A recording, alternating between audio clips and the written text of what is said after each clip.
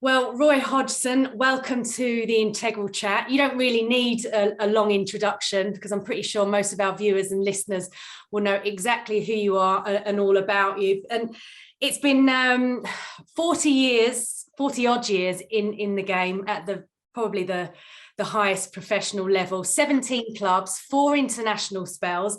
We haven't got time to go through your entire career because this is your life, but I just wanted to pick out the significant moments that perhaps you would consider significant as well. And I think the best place to start is probably the present. Now, you've joined Watford.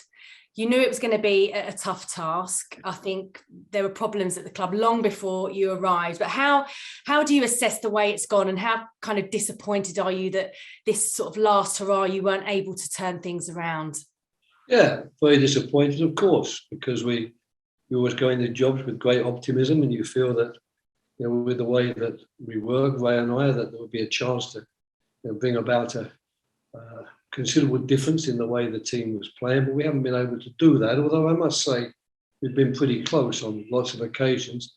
I think we'd have needed a lot more luck in certain games to get across the line. A lot of draws have become defeats, so that's a bit unfortunate, but it's always very, very tough when you take on a challenge and you don't succeed in coming out on the right side of that challenge. And I'm very disappointed for Watford, of course, and all of their fans, but now they won't see their team in the Premier League next season. Yeah, it's a tough one. And, you took on this challenge after having sort of left Crystal Palace, and you kind of bowed out on this massive high, and now here you are in a kind of low moment.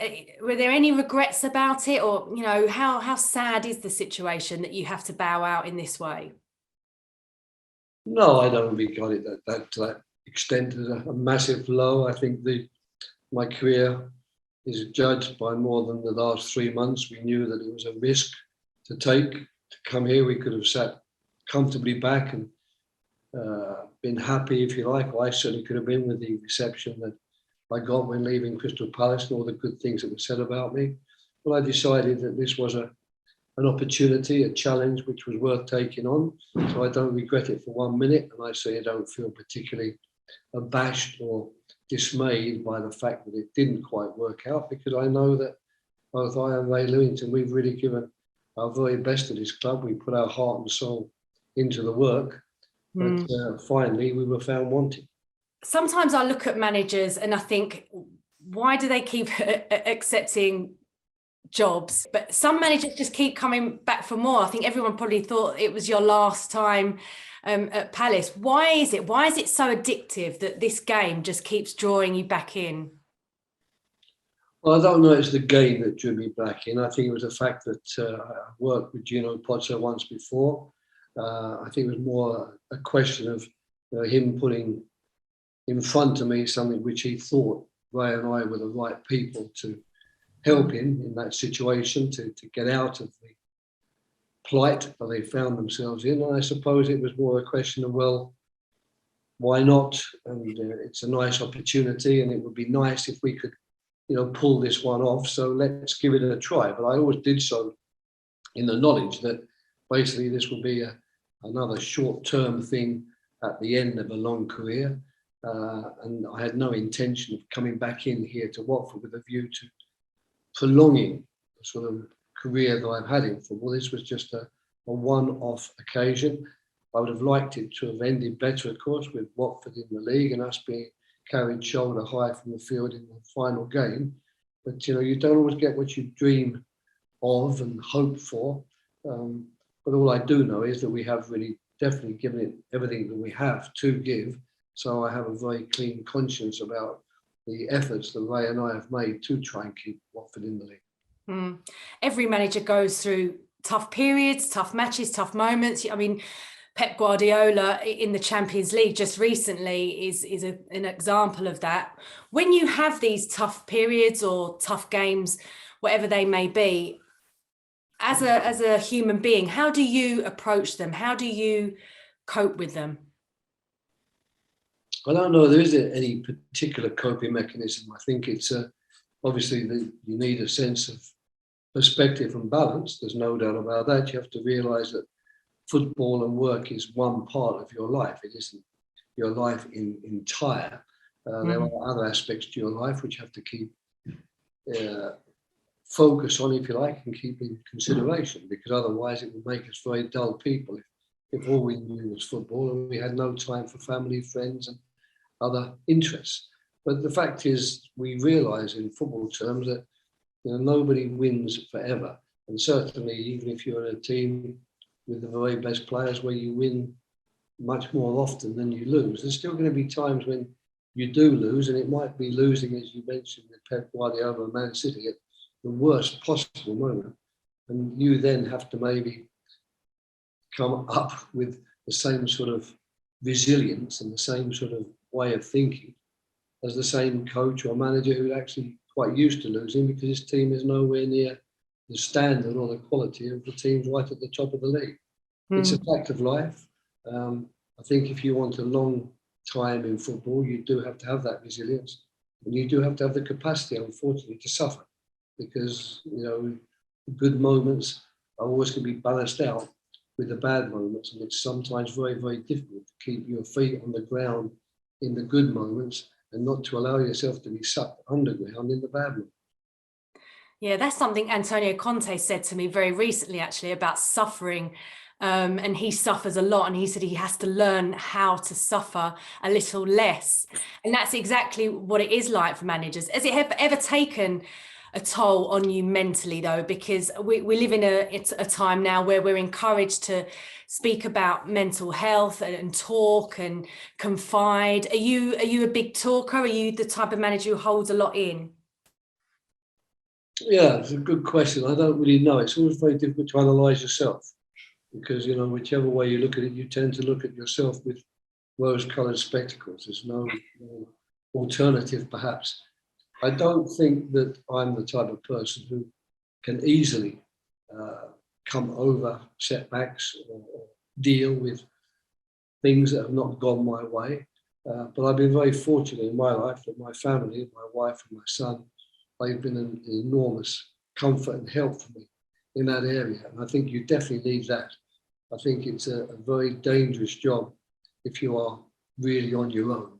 And I feel quite often very sorry for these managers who have to work away from home because their family cannot really move with them, often because of children and schooling. So they find themselves really training ground to hotel to training ground with phone calls probably, but it's not quite the same as having people close to you that care for you. And whatever they say to you, it's definitely in your best interest. You might not always like to hear it, but it's going to be said in your best interest. It's not going to be said because people think it's the right thing to say. Well, you travelled across the world in your managerial career. When you were first sort of going out and you were in Copenhagen or you were in Sweden, were you able to have your family with you at the time? Yeah, so I've never worked alone. The longest I've worked alone in the way we're talking about now was in the United Arab Emirates. Right. I was in. My wife went back in the summer, of course, and I was staying on, but I knew I was not going to be there for very much longer, so it wasn't worth her coming back out for those last 5 or 6 months. So I think the longest I've had on my own is about 6 months, and I thought that was very, very tough, I've got to say. So I have a lot of sympathy for people who find themselves needing to do that, to do their job, because loneliness is important. Feeling that you are where the buck stops is also very, very important to A, know it, and B, to learn how to deal with it. Because when things are going well, you don't give those things quite as much thought as you do when they're going badly. And we know in football that it's an unforgiving business, in the sense that even a spell of good results, where you're feeling on top of the world because you feel I'm on top of the job, I'm doing the job well, everything's going exactly as it should, that can be blown out of the water by a spell of 2 or 3 bad results. Then all of a sudden, you begin to wonder whether you've got it right in the first place. Well, let's talk about when you have got it right. And there are many, many times over the years that you have. what do you consider your kind of proudest moments or your biggest achievements? I mean, you've just recently been given a CBE, which is a fantastic accolade to have. You were Swedish champions with Malmo. You took Switzerland to a World Cup for the first time in 30 years. You took Fulham to a Europa League final, LMA Manager of the Year. And what you did at Palace deserves a huge mention as well, keeping them in the top flight in the Premier League for 4 years running, which is the first time that had ever been done. With England as well, I guess you don't sort of sit there and look back and think, oh, these are all the things I've done. But if I'm asking you to kind of have a quick look, what kind of stands out for you? That's nice of you to mention all those things like you've done, and they're all great moments. I think in terms of honour, there's no doubt that, being asked to be the manager of England was a pivotal moment, because I don't think you can have a better honour as a coach, manager, whatever we like to call it. I mean, I've always regarded myself more as a coach than a manager, or if I'm going to be manager, it's in a coaching capacity, not a sort of administrative capacity. So it was very nice to be given that job and have the 4 years with England, albeit that we didn't do well enough in the tournaments, which was a grave disappointment. One of the other things that one has to learn to live with, as we were talking about earlier on in our conversation. But I think that I would rather, in some ways, not rank those moments, because all of them have been very important to me in a way. And I suppose arguably the most important one, strangely enough, was going right back to the very beginning in 1976, when I go to a small Swedish club that basically was spending less time in the top division than in the second division, and certainly any spell they had in the top division was very short-lived. And I went there a season after they'd survived on goal difference. And by changing the way the team played and totally changing the system from man to man, with the guy 5 or 10 metres behind, to playing an English style of football, to win the league that year with them was something which really not only sort of launched my career, it also left an indelible memory, because I was only 29 years of age. And, to achieve that at that age, if you like, it's far too young. Fortunately. And abroad as well. So, and after that, the things you've mentioned, I've been very proud of them all. One of the funniest things that I suppose I should be proud of is being given a Finnish knighthood. I don't know quite how I got that, but I've actually got a Finnish knighthood for my work in Finland, the national team there, which was an incredible honour, I thought, to be given that honour. And the only achievement was that we lost out by 1 point to qualifying in a very tough group. So the boys did well, but to be rewarded in that way. And then, of course, the CB, I think, is always going to be vital for me, in the sense that it proves that, because a lot of my career has been abroad, over half of it really has been outside of England. It's great to know that the country, my country, has recognised what I've done in football in that way, here and abroad, and have decided to give me such a prestigious award. So I've got an awful lot to look back on and be grateful for.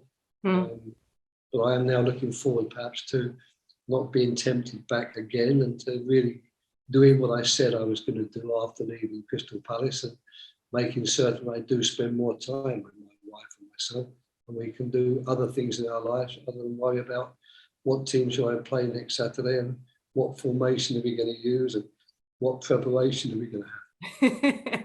We'll see what happens. I guess we should mention as well, you were awarded the Freeman of the Borough of Croydon as well, which, as you come from there, I mean, that's a pretty big accolade as well, Roy. And London, but I haven't received the London one yet. But I've been told I'm also going to be made a Freeman of London. So Croydon and London, that's pretty good. That's a big area. That's not bad for a South London boy, is it, Roy? When you look back, is there anything, if you could sort of change moments of time, what would you do differently? Oh, well, I think that's, that really is what books are about, I suppose, however you wanted to write one. I mean, it would be very, very foolish of anyone, I think, who's had a long career, especially in something like football, which is a volatile business, and where constantly you're being judged. And I think that's what makes leadership in football the hardest of leaderships in some way. Maybe the performing arts, might be considered in the same sort of way, where he might say to me, it's the same for me if I make a bad film, all the good films are forgotten. We certainly are in that situation. And I think in terms of leadership, that makes it much more difficult, because to lead a team, you need good leadership principles.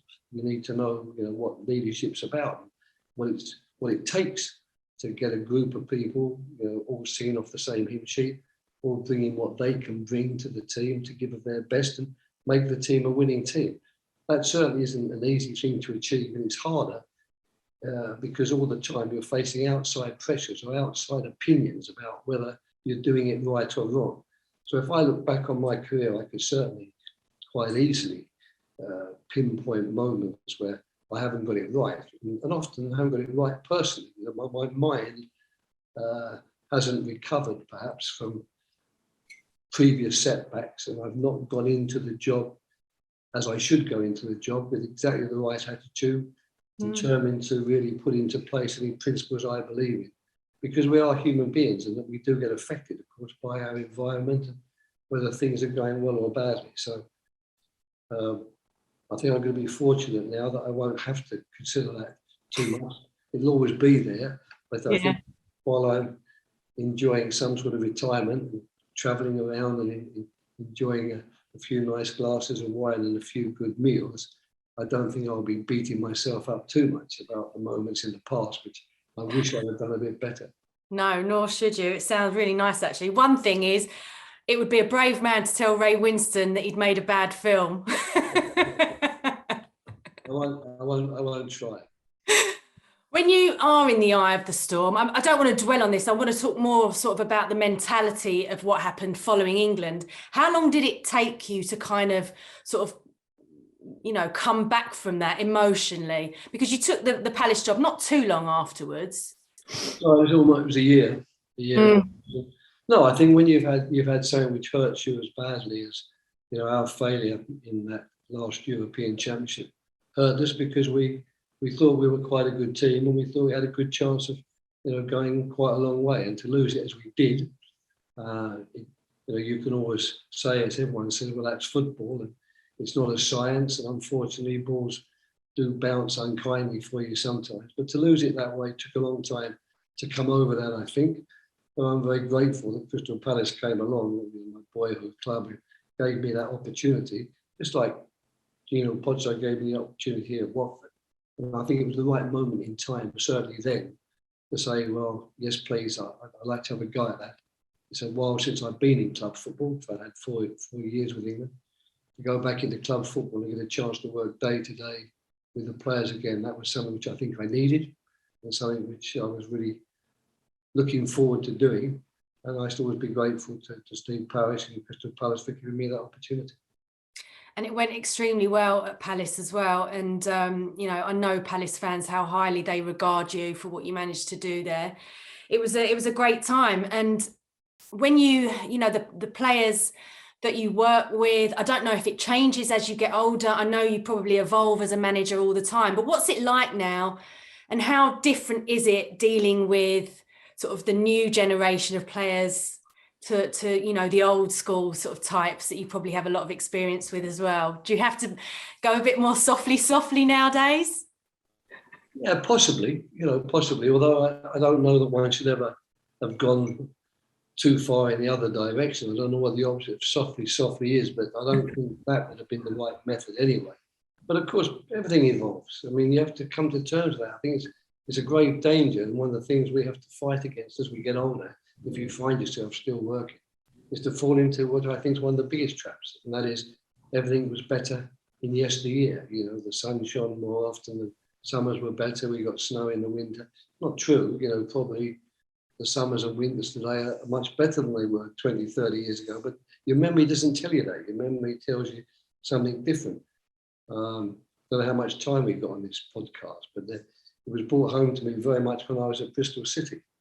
I'd come there from Sweden and a very successful peer to join Bob Houghton, equally successful, to try and save Bristol City. Another massive failure. Did we not save them? They ended up almost being in liquidation.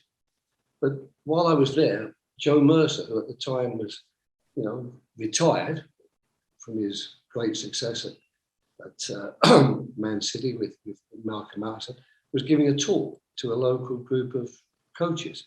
So I went along, and I think I was the only professional coach in the audience. It really was amateur coaches from the Bristol area. I don't honestly remember what his theme was, to be honest, but he was fascinating to listen to. He told a story, and it's a story which has stuck so much in my memory that whenever I get asked the sort of question that you've asked me, the first thing that comes to mind is this story, because it was apropos of nothing really. He started talking about when he was playing for Everton at Highbury in a match in 1938, and he was describing a goal that he scored, which won Everton the game. And it started in his own half of the field and involved in beating one or two players and playing a wall pass and then feeding the ball wide and getting it back and then scoring from 30 yards with a screamer into the roof of the net. And there was a pause, and we sort of waited. Well, where's the story going? And he said, mind you, he said, that was in 1938. That was 50 years ago. It was 50 years ago. He said, and it might just have been a tap-in from 2 yards because distance lends enchantment. And that phrase, distance lends enchantment, has stuck with me all my life. So whenever I get questions now, when I do look back, if someone says, when was your happiest time? I'm tempted to say Harmstead between 1976 and 1980, because that's the furthest back into it. Or I'm tempted to say Switzerland, or I'm tempted to say at Inter. But I don't really know if they were my happiest times, because all I've done is I've remembered the magic moments from those times. And it's so far ago that one gets wrapped up in the problems or the unhappy moments of the present. And then, of course, in the past, you think, I never had any. But you did. I've had unhappy moments and happy moments all my life. So I think you have to be very careful when answering the question. Absolutely. I think that's a really important lesson to learn, how important the present is and to enjoy the moment rather than worrying about, the past and regrets and things like that. So, yeah, it's a really important story that. Thinking about that kind of idea, sort of talking about young players, you obviously worked with a few at Palace, you brought a couple through as well. Aaron Wan-Bissaka would be one of them, Tyrick Mitchell as well. There are always going to be those success stories, but there are always going to be those kids on the other side who don't make it. And Crystal Palace have worked really hard to provide sort of a really great program of aftercare, haven't they, with academy players who have been rejected. Now, your playing career didn't probably go to the heights that you wanted. I don't know, maybe you can tell me a bit more about that, because you got your first full coaching badge at 23. You left the Palace Academy and went into non-league, then you went into teaching. So that probably wasn't, when you left Palace, the path that you thought you were going to have or what you wanted in your dreams. I don't know. So what would be your advice to young players who may have to leave an academy setup and all of those comforts and start either in non-league, graft, or perhaps leave the game entirely? It's a really difficult period, isn't it, for a young man, young woman to have to go through? No, it is. I mean, it's something which I think is very concerning. And I think it's good that you mentioned the clubs like Palace, and then they're not alone these days in having that sort of thought and care for decisions they've got to make in releasing players. But I don't know, there's no easy way out of the situation. This is a very, very competitive market. And of course, the problem is that when you're building up to be a professional football player, you use the word dreams. And the last thing one wants to do ever is to shatter anybody's dreams. But the fact is, for a lot of players, it's going to be dreams more than necessarily reality, because getting your foot, onto the ladder is perhaps the easiest step you're going to take. But climbing up that ladder is going to always be very, very difficult. And it doesn't get any easier.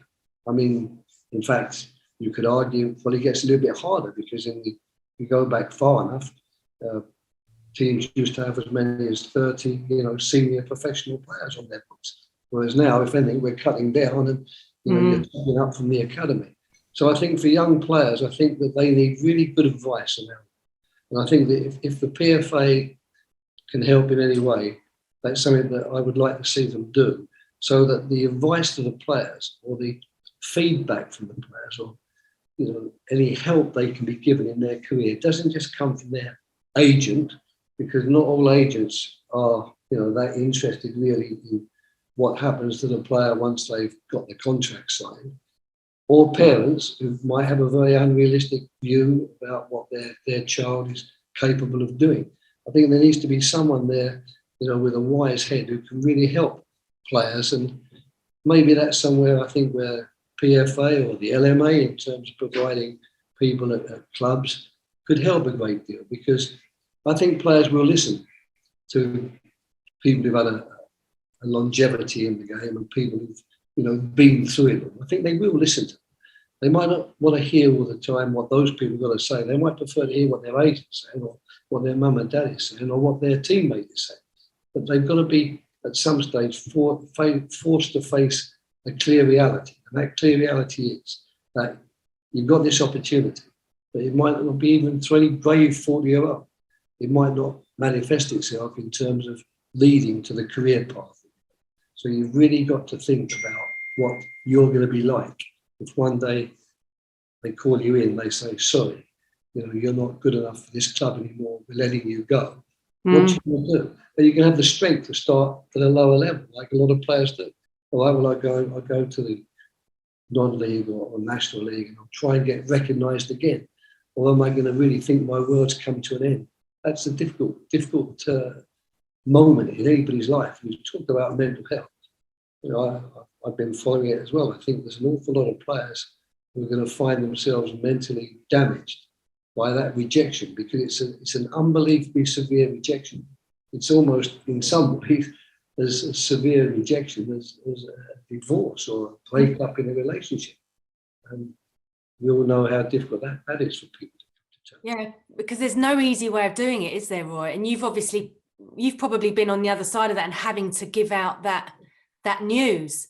How difficult is that to have to do? Well, it's a very unpleasant task. I mean, that's one of the tasks that come our way. You do it every week to some extent. Breaking hearts is too strong a word, but you are making people disappointed every week as a team manager whose job it is to select the team, because you have quite a big squad of players and you're telling almost half of them you're not good enough to play in the team. They find that very hard to accept as well, of course. But the actual day when you've got to call somebody in, especially a young player, you see on his face that you're not just letting me go from this club and asking me to find new employment. You're actually shattering all my hopes and my dreams. And I don't quite know. I mean, I'm fortunate. I haven't had to do it very often because, of course, I've been fortunately involved with first teams all of my life. I've not actually done any work with academies. And I think it's the academy coaches that find themselves most often in this position. But I would like to think, and I'm sure they do, I'm sure they get advice as to how to deal with the situation. I don't know, but you might know more than me, but I would be very surprised if they aren't coached and educated. This is how we deal with the situation. I would need someone to coach and educate me if I found myself having to do it.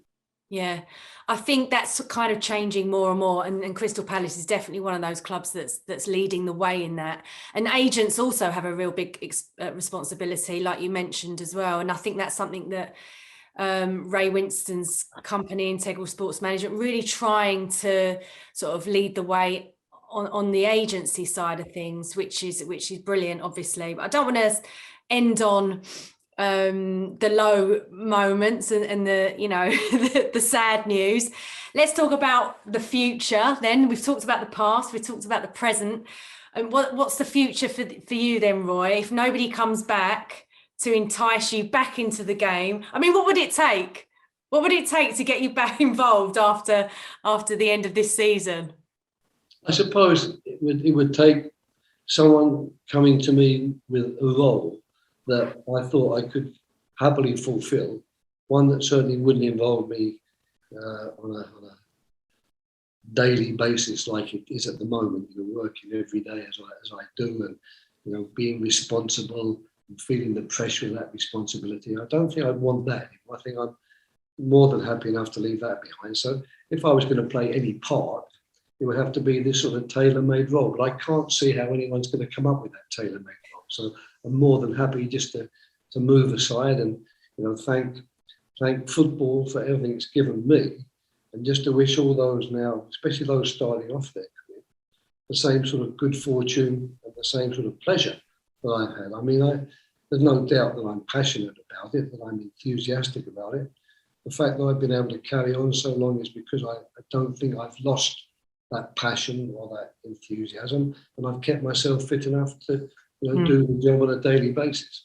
But I know it's going to be so much harder for people starting now than when I started 45 years ago. So they have my greatest sympathy, and I think it's good that podcasts like your own are talking about some of the problems that people face. We've talked about the young players and rejection, talked about the part agents and other people can play in this process. And maybe we've got to start thinking as well, as I know the LMA does, because they're very good, about how can we support our young coaches so that their hopes and dreams don't get shattered by going to the first job, losing the job after. I had a guy here with me, came to see me not so long back, but he came to see me, and this was his first job at Hibernian.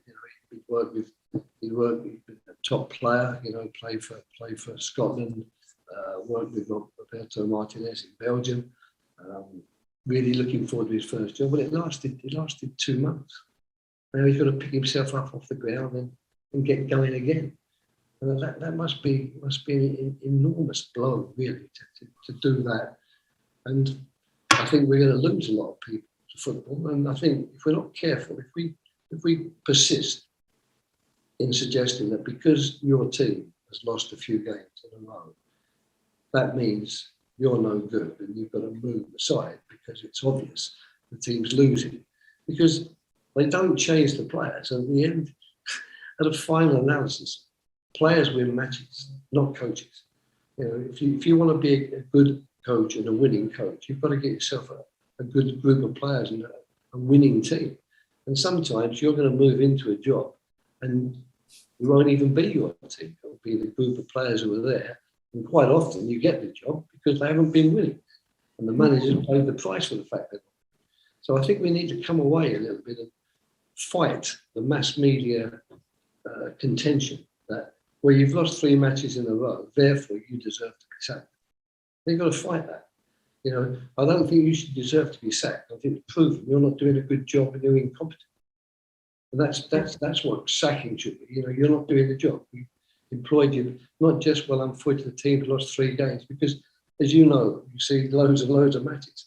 When you analyse a match, it's often small moments, small details, the fact that you're playing well, you should be one up because you've had a penalty turned down, you've had a shot well saved, you've hit the post, and then they score with their first attack after 40 minutes. It hits your players, they don't lift themselves again, they end up losing the game. And really, it could all be put down to the fact that that moment didn't go your way and the moment went their way. And to suggest that a young coach should pay a price for that, I think it's totally wrong.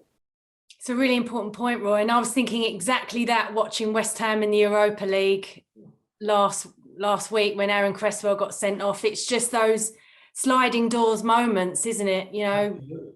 If that doesn't happen, everything's, completely different, and the headlines the next day are completely different. But fortunately for David Moyes, he's still getting great headlines, and he definitely deserves them. He really does. He's good. I mean, the fact is, David's proved his competence time and time again. He's had moments where he's had to suffer, like all coaches will have to suffer if they're going to have a long career. But he is the ultimately competent manager who knows exactly what the job is about and knows what's needed. And was written off. Yeah. Was written off at a couple of, probably before West Ham was written off, and look what he's been able to achieve. Well, it's good to see that there are some older coaches still although David is still a lot younger than me. Yeah, he wouldn't want to be called old, I'm sure. But anyway, thank you so much, Roy. I think you're gonna really miss it, aren't you? You're gonna miss being in the game. I'll miss certain things, absolutely. What I'll miss is the training field. I'll miss coming in like today and going out, doing some coaching with the players. That's the thing I'll miss. But I've got to wean myself off that, because to get the benefit and the joy of that, I'm going to have to do a lot of other things which I don't like so much and don't enjoy so much, and really will be more than happy to leave behind. So it's always a trade-off. Yeah. Now's the time for me to accept. You'll have to trade it off by accepting you can't get on that field anymore with your boots on and do coaching sessions with the players. Definitely. I think you need to take some holidays. Definitely enjoy that lovely glass of wine.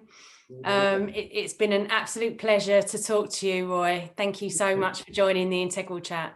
My pleasure, Ben.